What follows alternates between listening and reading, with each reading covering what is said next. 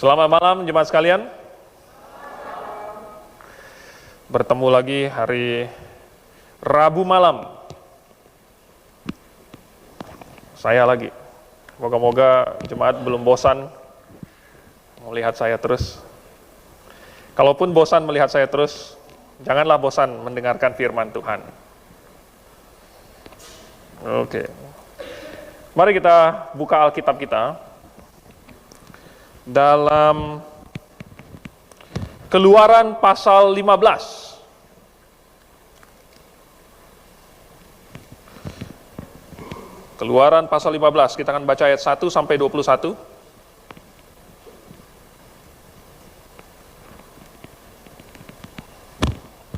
Kalau sudah dapat, kita akan baca silih berganti. Saya akan mulai dulu ayat yang ganjil. Jemaat sekalian boleh ayat yang genap. Kita membaca silih berganti sampai ayat 21. Keluaran pasal 15. Kalau sudah dapat saya akan mulai. Pada waktu itu Musa bersama-sama dengan orang Israel menyanyikan nyanyian ini bagi Tuhan yang berbunyi, "Baiklah aku menyanyi bagi Tuhan, sebab ia tinggi luhur, kuda dan penunggangnya dilemparkannya ke dalam laut."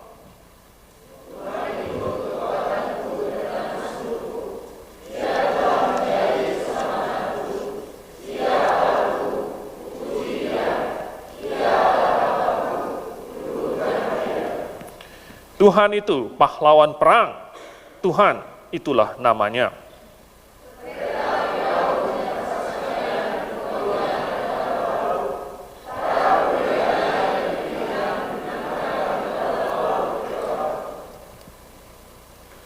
Samudra raya menutupi mereka, ke air yang dalam mereka tenggelam seperti batu.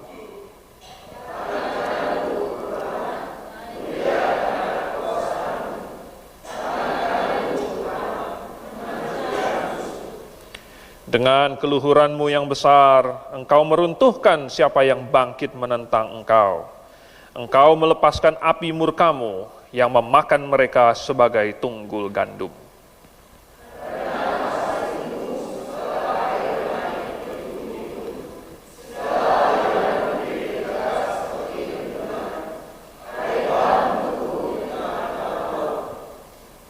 Kata musuh, aku akan mengejar, akan mencapai mereka, akan membagi-bagi jarahan.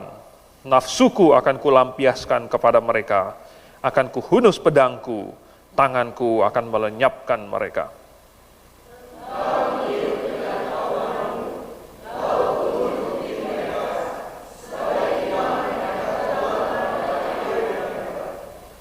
Siapakah yang seperti engkau di antara para Allah, ya Tuhan? Siapakah seperti engkau? Mulia karena kekudusanmu, menakutkan karena perbuatanmu yang masyhur, engkau pembuat keajaiban.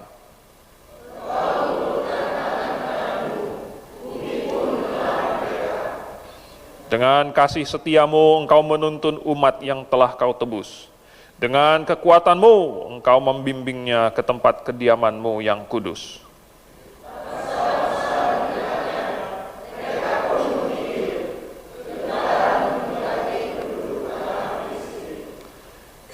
Pada waktu itu, gemparlah para kepala kaum di Edom. Kedahsyatan menghinggapi orang-orang berkuasa di Moab. Semua penduduk tanah Kanaan gemetar.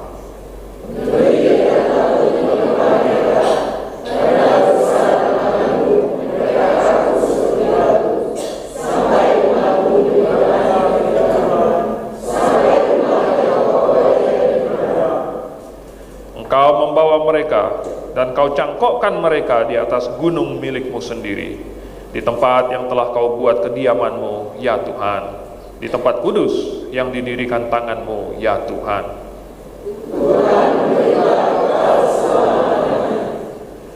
Ketika kuda Firaun dengan keretanya dan orangnya yang berkuda telah masuk ke laut, maka Tuhan membuat air laut berbalik meliputi mereka, tetapi orang Israel berjalan di tempat kering dari tengah-tengah laut.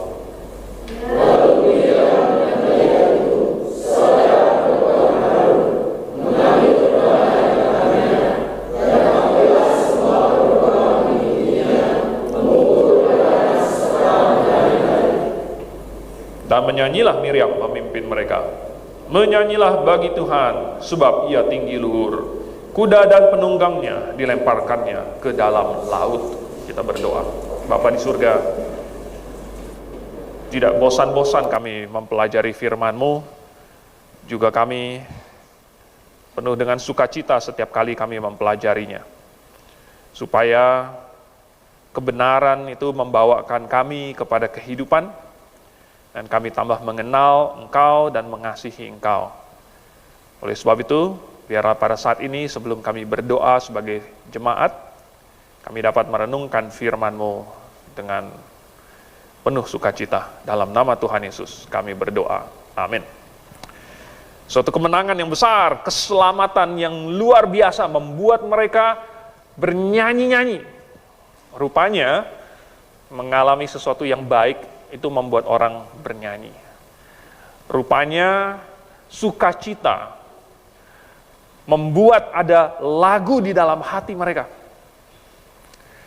Mereka bahkan menari. Ya. Dan hari ini kita tidak menari-nari di dalam gereja karena mereka pun bukan menari di gereja. Ya.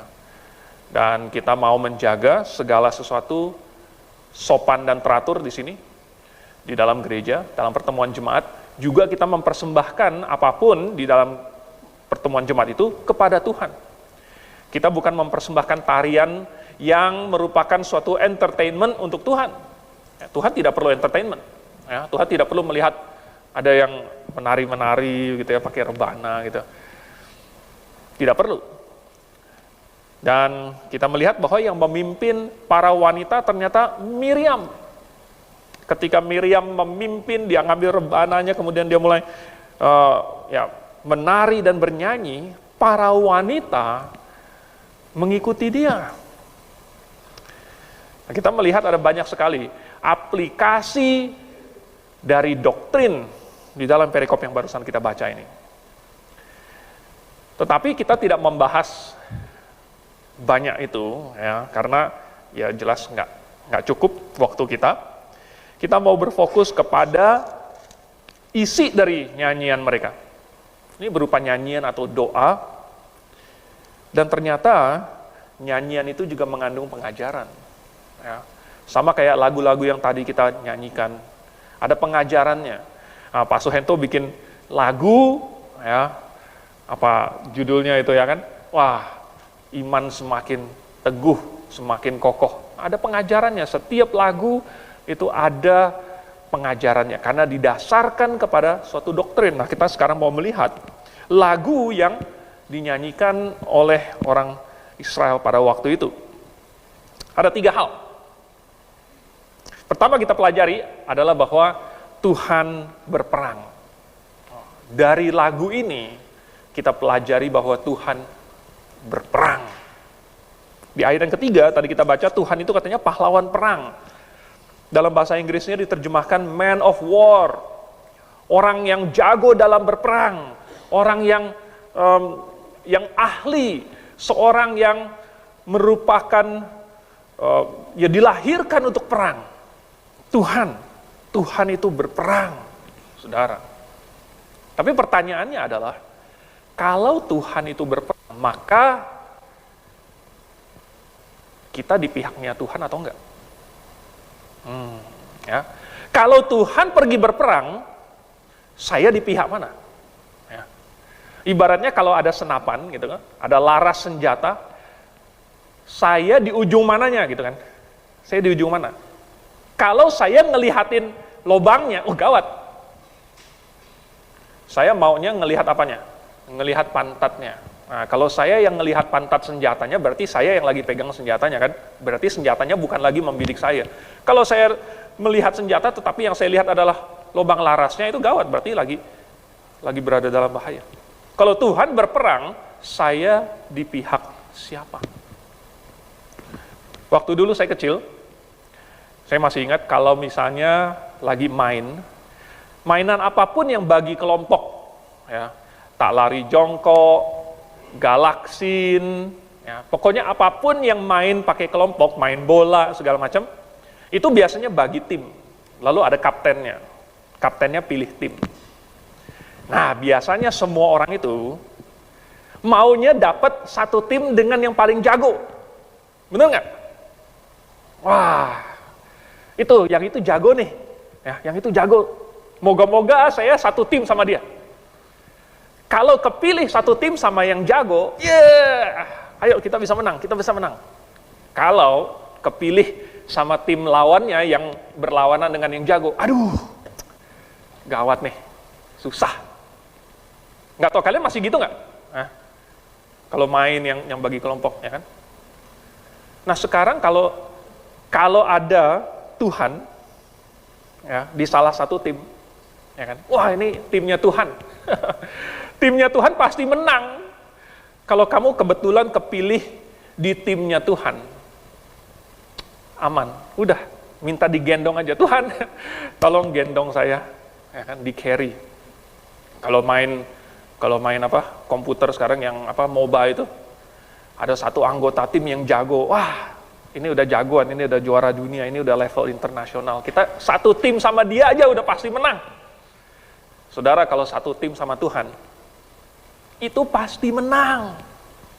Kalau satu tim dengan Tuhan, tidak ada mungkin bisa kalah, katanya semua musuhnya itu kalah, semua musuhnya dihancurkan. Secara logika, semua orang mau masuk timnya Tuhan. Saya tidak bisa memikirkan kenapa orang bisa tidak mau berada di timnya Tuhan. Kecuali mungkin dia tidak suka sama Tuhan. Mungkin dia nggak senang sama Tuhan. Ada orang yang tidak senang sama Tuhan. Dia tidak mau ada orang yang kasih tahu dia nggak boleh begini, nggak boleh begitu. Dia maunya melakukan apa yang dia sendiri inginkan. Dia tidak mau hidupnya diatur. Sedangkan kalau dia jadi orang Kristen, kalau dia mengakui Tuhan, wah, dia pikir saya hari Minggu mesti ke gereja, saya nggak bisa bangun siang-siang, saya nggak boleh minum alkohol, saya nggak boleh merokok, saya nggak boleh berjudi, saya nggak boleh begini, nggak boleh begitu. Padahal sebenarnya saudara, semua orang yang hidup di dunia zaman sekarang itu berada di bawah suatu pemerintahan, dan pemerintahan itu mengeluarkan undang-undang, dan barang siapa yang melanggar undang-undang di negara di mana dia tinggal, itu pun akan kena hukum. Jadi tidak ada manusia yang hidup sebebas-bebasnya tanpa dibatasi oleh apapun, tanpa dibatasi oleh hukum. Hanya saja ada orang-orang yang tidak suka kepada hukumnya Tuhan, yang tidak suka kepada pribadinya Tuhan. Itulah sebabnya kita mendapatkan Tuhan Yesus banyak memberikan perumpamaan bahwa ada seorang tuan, bahwa ada seorang raja, tetapi kemudian ada musuh-musuh raja itu. Ada orang-orang yang tidak mencintai, yang bahkan memusuhi sang raja itu. Kalau memang dia tidak suka kepada Tuhan, ya berarti dia tidak mau di timnya Tuhan. Atau mungkin dia pikir dia bisa menang lawan Tuhan. Kadang-kadang ada orang yang suka dengan tantangan. Dia pokoknya nggak mau satu tim sama yang jago. Pokoknya saya mau mengalahkan yang paling jago. Saudara, dalam kasus ini tidak bisa mengalahkan Tuhan. Kalau mau mengalahkan Tuhan, kalau memang tidak suka Tuhan, ya masuknya ke tim iblis. Tim iblislah yang tidak suka Tuhan. Tim iblis yang mau mengalahkan Tuhan. Jadi kalau disuruh pilih mau masuk tim Tuhan atau masuk tim iblis, saudara, aduh. Kalau tim Tuhan, kereta besar, jalannya lurus. Kalau tim iblis, jalannya bengkok. Kondukturnya ngantuk. Bahaya, saudara. Jadi, kalau Tuhan berperang, kita mau di pihak mana? Ya. Memang Tuhan tidak berperang secara jasmaniah saja. Ya. Oke, ada Tuhan berperang secara jasmaniah, karena kita baca di sini bagaimana Tuhan menghancurkan musuh-musuhnya. Katanya kuda-kuda dan penunggang-penunggangnya semua dicampakkan ke laut. Ya. Kereta Firaun dan pasukannya dibuang. Para perwiranya yang pilihan dibenamkan. Ya, engkau melepaskan api murkamu yang memakan mereka sebagai tunggul gandum, dan seterusnya. Wah, kalau Tuhan berperang secara fisik, semuanya musnah. Hari ini kita bukan disuruh berperang secara fisik. Ya, ini sudah zaman yang berbeda. Zaman dulu mereka, Tuhan mendirikan suatu bangsa untuk ditegakkan sebagai tiang penopang dan dasar kebenaran, yaitu bangsa Israel. Hari ini Tuhan bukan menegakkan bangsa mana-mana untuk menjadi tiang penopang dan dasar kebenaran lagi. Sekarang Tuhan mendirikan, menegakkan jemaat lokal. Dan jemaat lokal tidak perlu menyandang pedang. Kita bukan berperang secara jasmaniah, melainkan secara rohaniah. Tapi kalau Tuhan di pihak kita, atau terbalik, kalau kita di pihak Tuhan, roh jahat manapun tidak bisa mengalahkan kita. Bukan mengalahkan kita, sorry. Roh jahat tidak bisa mengalahkan Tuhan. Apalagi manusia. Manusia tidak akan bisa mengalahkan Tuhan. Jadi kalau kita mau ikut perang, pastikan kita di pihak Tuhan. Hal yang kedua kita dapatkan dari perikop ini adalah bahwa Tuhan itu ajaib. Tuhan itu ajaib. Di ayat yang ke-10 sampai beberapa ayat sampai ayat yang ke-16 ya. Ini katanya, engkau meniup dengan taufanmu, laut pun menutupi mereka. Wow, Tuhan bisa meniup pakai taufan. Siapakah yang seperti engkau di antara para Allah ya Tuhan? Siapakah seperti engkau, mulia karena kekudusanmu, menakutkan karena perbuatanmu yang masyhur. Engkau pembuat keajaiban. Tuhan itu ajaib. Ini membuat saya teringat dengan satu titel Tuhan Yesus. Di dalam Yesaya pasal 9 ayat yang kelima katanya, ada seorang putra yang diberikan kepada kita dan namanya akan disebutkan orang wonderful. Kalau dalam bahasa Indonesia diterjemahkan penasihat ajaib. Dalam bahasa Ibraninya atau dalam bahasa Inggrisnya, itu sebenarnya dua kata yang terpisah, penasihat satu, ajaib satu. Jadi wonderful baru kemudian counselor. Ya, ajaib baru penasihat. Dalam bahasa Indonesia, nggak tahu kenapa ITB menerjemahkannya langsung penasihat ajaib. Padahal harusnya namanya adalah ajaib, penasihat. Jadi ajaib ini adalah salah satu nama Tuhan Yesus. Titel, sebutan, sesuatu yang melambangkan Tuhan Yesus, yang mewakili Tuhan Yesus. Dia ajaib. Ya. Kenapa dia disebutkan ajaib? Mungkin kalau kita hanya dikasih satu kata untuk menggambarkan Tuhan itu kayak apa, mungkin salah satu pilihan yang paling cocok itu adalah ajaib. Ya, Tuhan itu ajaib. Perbuatannya ajaib. Ketika Tuhan meniupkan taufannya itu langsung terbelah kayak ini, karpet merah ini. Wah, itu orang Israel jalan karpet merah tanah yang kering. Ajaib. Sesuatu yang tidak bisa kita bayangkan, ajaib. Ya.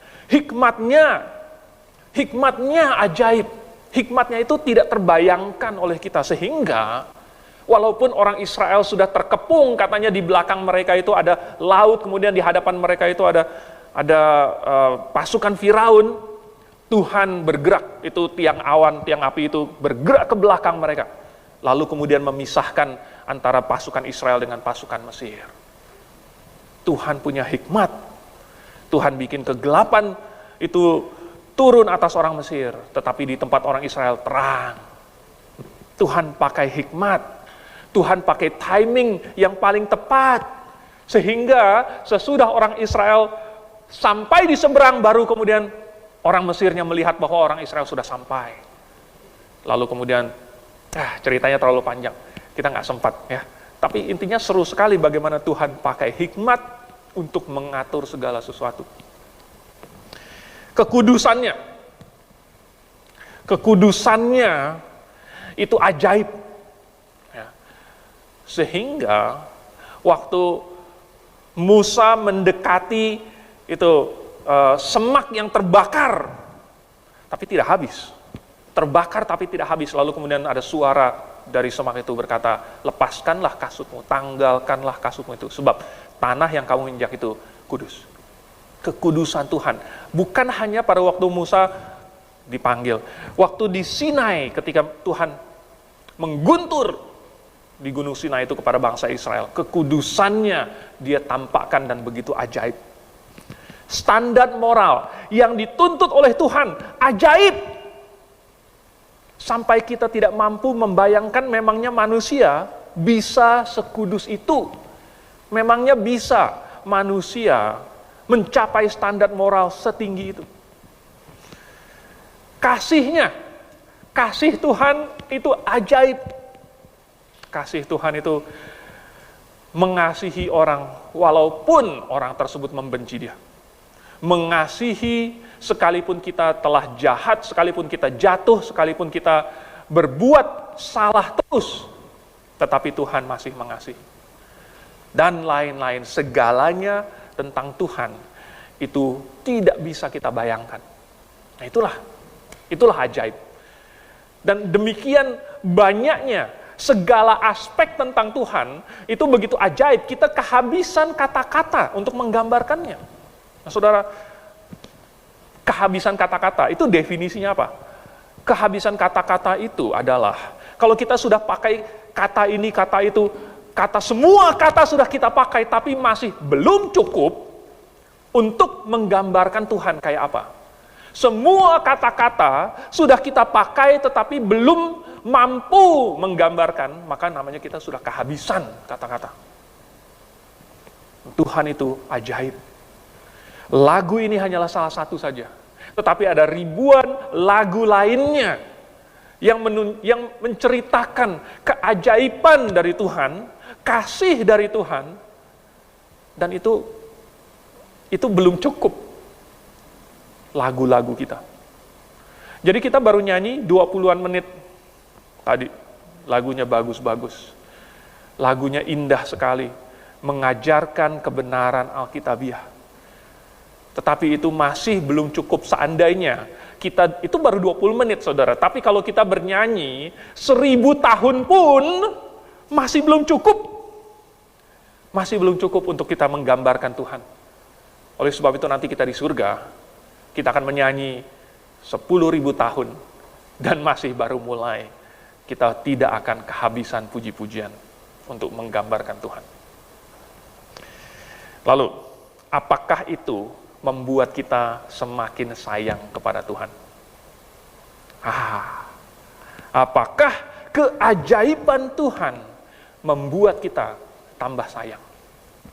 Kalau seandainya nih, di antara yang anak-anak muda ini, punya pacar. Nah, ini kan yang favoritnya anak muda. Kalau punya pacar, lalu kebetulan pacarnya itu ganteng, ya, pacarnya tinggi, pacarnya humoris, pacarnya perhatian, kemudian dia kaya lagi, ya kan, baik hati, kalau di WA langsung gercep tanggep gitu kan, nggak diem-diem, segala macam. Wah, pokoknya semakin banyak hal yang bisa semakin dibanggakan, semakin bagus gitu. Wah, dia baik sama saya, dibanggakan, ya nggak? Dan itu akan membuat dia tambah sayang kepada kekasihnya itu. Karena wah, ini sempurna sekali. Mana ada pacar sesempurna dia. Tetapi saudara, sayangnya banyak orang Kristen tidak memiliki perasaan yang sama untuk Tuhan. Padahal Tuhan 1000 kali lipat lebih sempurna dari pacar manapun. Padahal Tuhan lebih mengasihi kita daripada pacar manapun. Oleh sebab itu, ketika kita semakin mengenal Tuhan, ada nggak kita tambah sayang kepada Tuhan? Semakin kita menyingkapkan lagi keajaiban-keajaibannya, adakah itu membuat kita semakin berkobar, semakin mengasihi Tuhan? Adakah itu membuat kita ingin lebih banyak bernyanyi lagi untuk Tuhan? Adakah itu membuat kita ingin lebih banyak berbuat sesuatu untuk Tuhan? Ataukah jangan-jangan Tuhan bukan milik kita? Kalau itu pacar orang lain kan, kita cuman apa? Aduh, kok udah punya pacar ya? Kok dia nggak pilih saya gitu? Di mana ada pacar yang lain, ada kekasih lain yang kayak dia? Dia punya adik nggak? Coba cesawin saya dong gitu. Itu kalau bukan punya kita. Tapi kalau itu punya kita akan tambah mengasihi. Lalu yang terakhir, yang ketiga. Ternyata dari lagu pujian ini kita dapatkan bahwa Tuhan adalah Tuhan yang menyelamatkan. Tuhan yang perbuatan-perbuatan ajaibnya, tujuannya adalah untuk menyelamatkan. Memang Tuhan menyelamatkan bangsa Israel, karena Tuhan mengasihi bangsa Israel. Tetapi bukan hanya Israel saja yang Tuhan mau selamatkan. Tujuan dari Tuhan melakukan segala mujizat, segala perbuatan yang ajaib, setiap intervensi Tuhan, tujuannya adalah untuk menyelamatkan. Tuhan mau menarik orang, menarik bangsa-bangsa lain, semua bangsa, kepada Dia, kepada dirinya. Nah, musuh-musuhnya bagaimana? Musuh-musuhnya juga mau Tuhan selamatkan. Karena itulah sifat dari Tuhan. Tuhan adalah Tuhan yang kasih. Tuhan adalah Tuhan yang menyelamatkan. Dia adalah Sang Juru Selamat, Kapten Keselamatan. Kapten Keselamatan. Nah, Tuhan mau supaya setiap bangsa yang melihat perbuatan-perbuatannya yang ajaib itu, nomor satu mereka kagum, nomor dua mungkin mereka takut, dan nomor tiga mereka jadi tertarik, mereka jadi ingin mendekat kepada Tuhan. Pertama, Tuhan membuat mereka takjub dulu. Sanherib pernah berkata seperti yang di sini, ayat yang ke-11, siapakah yang seperti engkau di antara para Allah? Bukan persis kayak gitu. Sanherib bilang sama Hizkia, dia sebenarnya lagi mengolok-olok Hizkia. Dia bilang itu dewanya Sefarwaim, dewanya segala macam itu, nggak ada yang bisa melepaskan bangsanya dari tanganku. Buat apa kamu berharap kepada Yehovah? Yehovah pun tidak akan bisa melepaskan kamu dari tanganku. Nebukadnezar pernah berkata demikian juga kepada Sadrak, Mesak, dan Abednego. Nebukadnezar bilang, dan dewa mana yang sanggup melepaskan kamu dari tanganku? Karena Sanherib bilang begitu, oke, Tuhan akan tunjukkan. Karena Sanherib bilang apa? Yehovah pun nggak bisa. Akhirnya Tuhan tunjukin. 185.000 orang mati dalam satu malam. Hanya dengan satu sabitan malaikat maut. Tidak susah buat Tuhan. Ajaib sekali. Karena Nebukadnezar bilang, siapa yang dapat melepaskan kamu dari tanganku? Siapa? Siapa? Dia tantang Tuhan. Oke, Tuhan bilang, karena kamu nantang, maka akhirnya ketiga orang itu disuruh jalan-jalan di dalam dapur api. Jalan-jalan putar, kayak komedi putar. Sehingga Nebukadnezar sampai ketakutan, kenapa mereka berjalan-jalan dan saya melihat 4 orang di situ. Karena mereka menantang siapa yang bisa. Ternyata Tuhan buktikan, bukan hanya Tuhan mampu menyelamatkan, tapi Tuhan mampu melakukannya dengan cara yang sedemikian ajaib. Sedemikian ajaib. Bukan cuman sekedar dilepaskan, tetapi dilepaskan dengan bombastis, dilepaskan dengan dramatis. Sampai hari ini kita bikin dramanya, saudara. Itulah sedramatis itu Tuhan membuat perbuatannya. Nah, maksudnya Tuhan adalah, lihat, saya adalah sumber keselamatan. Siapapun yang butuh diselamatkan, datang kepada saya. Siapapun, Israel butuh keselamatan, datang kepada saya, datang kepada Tuhan. Kalau ada bangsa-bangsa lain yang butuh diselamatkan, datang kepada Tuhan. Ada anak yatim piatu, janda, orang-orang yang lemah, yang tertindas. Kalau mereka berseru kepada Tuhan, Tuhan yang membela mereka. Siapapun yang putus asa, datang kepada Tuhan, karena Tuhan adalah Tuhan yang menyelamatkan. Tentu saja Tuhan bukan bisa dimanfaatkan untuk kejahatan. Tuhan bukan Tuhan yang bisa, nih saya mau diselamatkan, tetapi nanti saya kemudian akan berbalik melawan Tuhan. Tuhan nggak sebodoh itu. Kalau mau datang kepada Tuhan, Tuhan menunjukkan pula kekudusannya, maha kudusannya.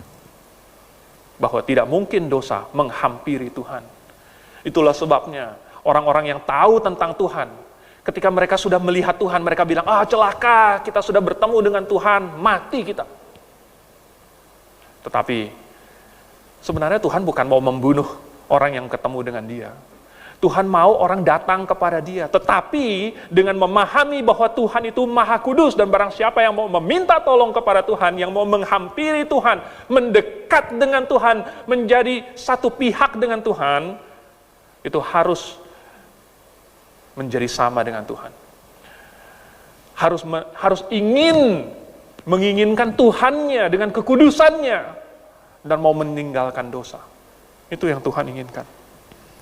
Jadi kesimpulannya, nyanyian syukur ini bukan hanya syukur atas pertolongan Tuhan, tetapi juga suatu peringatan buat generasi-generasi selanjutnya. Kalau ini dinyanyikan lagi oleh anak-anak, oleh cucu, maka mereka akan mengingat kembali, dulu ketika kita keluar dari Mesir, kita menyeberangi satu laut, karena Tuhan telah membuka jalan, dan kita berjalan di tanah yang kering. Sedangkan ketika Firaun dan kereta-keretanya mencoba untuk mengejar, Tuhan malah menutupnya dan mereka semua tenggelam. Ini suatu pengajaran, suatu peringatan, suatu syukur yang diturunkan dari satu generasi ke generasi lainnya.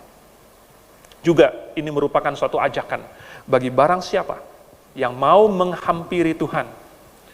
Jangan dengan permusuhan, tetapi hampirilah Tuhan dengan hati yang mau mencari Tuhan. Mari kita tundukkan kepala, kita berdoa. Bapa di surga, kami ingin berada di pihak-Mu.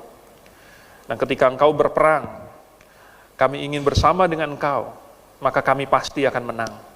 Dan tidak akan ada roh jahat ataupun musuh-Mu yang bisa mengapa-apakan kami tanpa seizin-Mu. Dan kami hanya percaya kepada hikmat-Mu dan perbuatan-Mu yang ajaib, yang sekalipun melewatkan kami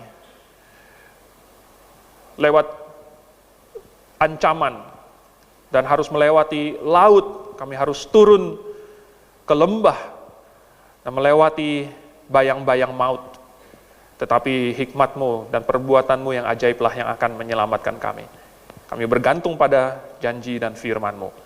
Terima kasih Tuhan, dalam nama-Mu kami berdoa. Amin.